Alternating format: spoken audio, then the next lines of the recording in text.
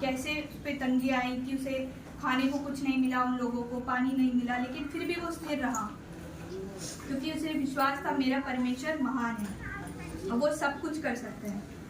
और अब देख सकते हैं बाइबल में पीटर, उसने 3 बार परमेश्वर का इनकार करा और तीसरी बार उसे इस चीज का एहसास हुआ कि उसने गलत करा, वो स्थिर नहीं बना रहा।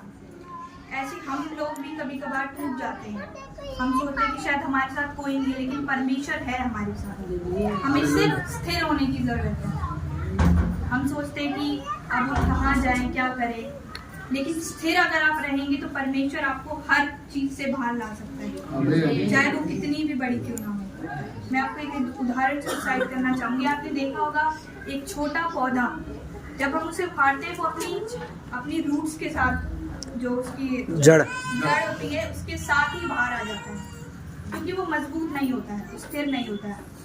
लेकिन जब हम बड़े पेड़ को देखते हैं, उसकी रूट्स बहुत गहरी होती है, उसकी जो जड़ें होती हैं वो गहरी होती हैं, बहुत गहरी होती है और वो मजबूत भी होता है। जब आप उसे काटेंगे तो वो पूरा नहीं कटेगा, वो रूट्स के साथ नहीं आएगा बाहर, वो जड़ों के साथ बाहर नहीं आएगा, क्योंकि उसकी जड़ें इतनी गहरी हैं कि वो स्थिर खड़ा रहता है, तब भी उसे काटने में बहुत परेशानी भी होती है।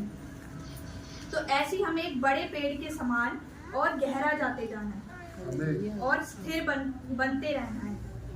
और जितना आप प्रभु के विश्वास में गहरा होते जाएंगे, आप उसी बड़े पेड़ के समान खड़े और अड़े रहेंगे। और एक बड़ा पेड़ हमेशा खड़ा रहता है जब तक आप उसे काटो ना, उसकी रूट्स हमेशा मजबूत रहती है, भले उसकी टहनियाँ टूट जाए, उसके पत्ते गिर जाए, लेकिन उसकी रूट्स, उसकी जो जड़ें होती हैं वो मजबूत ही रहती हैं। हमें भी वैसे ही बनना है, उस बड़े पेड़ के समान, ना कि उस पौधे के समान जो एक ही बार में उखड़ जाए, वो भी अपने जड़ों के साथ। हम कभी कभार अपनी जड़ों के साथ ही, अपने विश्वास के साथ ही उखड़ जाते हैं। हमें समझ नहीं आता हम क्या करें। हमें शैतान भी इतनी जल्दी उखाड़ देता है, क्योंकि हम उतने गहरे नहीं होते हैं, हमारी जड़ें उतनी गहरी नहीं होती हैं। इसलिए शैतान भी हमारे पे इजीली अटैक कर देता है, आसानी से वो हम पे अटैक कर देता है, क्योंकि उसे पता है कि अब इसकी जो जड़ें हैं वो कमजोर होती जा रही हैं। तो अगर आपको उसमें खड़े रहना है तो हमें उस बड़े पेड़ के समान बनना होगा, जिसे कोई भी नहीं काट सकता, उसकी जड़ें कोई भी नहीं काट सकता, क्योंकि वो इतनी गहरी होती जाती, इतनी गहरी हो जाती है कि वो एक विशाल पेड़ बन जाता है। तो अगर आप अपनी जड़ों को मजबूत करेंगे, आप भी उतने ही प्रभु के विश्वास में गहरे होते जाएंगे और हमें उसके विश्वास में गहरे होते जाना है। हाँ, परिस्थितियाँ ऐसी आती हैं कि हम गहरे नहीं हो पाते, हम टूट जाते हैं अंदर से, बीमारियाँ आती हैं, परेशानियाँ आती हैं, हम टूट जाते हैं, हमारी जड़ें कमज़ोर होने लगती हैं।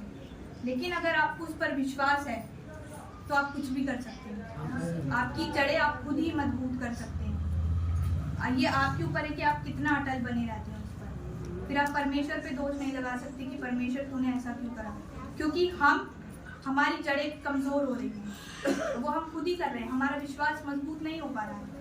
और जब तक हमारा विश्वास मजबूत नहीं होगा, हमारी जड़ें अंदर तक गहरा नहीं जा पाएंगी। हमें अपनी जड़ों को मजबूत करना है, वो है विश्वास। जितना % आपको उस पर विश्वास है, आपकी परिस्थितियाँ उतनी ही बदलेंगी। जितना 100% आपको विश्वास है, आपकी परिस्थितियाँ 100% बदल जाएंगी, अगर आपको विश्वास है। और हम देखते हैं कि परमेश्वर के वचन से 1 कुरिन्थियों उसका 15:58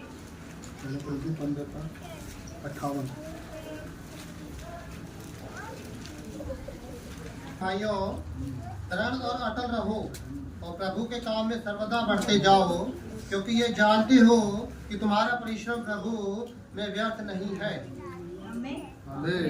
तो इसमें प्रभु का वचन कहता है कि हे मेरे प्रिय भाइयों, दृढ़ और अटल रहो और प्रभु के काम में सर्वदा बढ़ते जाओ।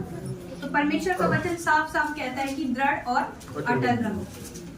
हाँ, ये मुश्किल है, लेकिन हमें परमेश्वर के वचन को फॉलो करना है, हमें दृढ़ और अटल बने रहना है। वो कैसे करेंगे हम? जब परमेश्वर पे हमें पूरा विश्वास होगा। पूरा विश्वास ही हमें अटल बना सकता है। आपकी परिस्थितियाँ, ऐसा नहीं है कि हम परमेश्वर में तो हमारे पास परिस्थितियाँ नहीं आएंगी, उससे डबल आएंगी। और कुछ परिस्थितियाँ प्रभु हमें देता है, क्योंकि वो हमें टेस्ट करता है, वो हमें देखता है कि हमारा कितना भरोसा है उस पर, हम कितने दृढ़ बने रह सकते हैं।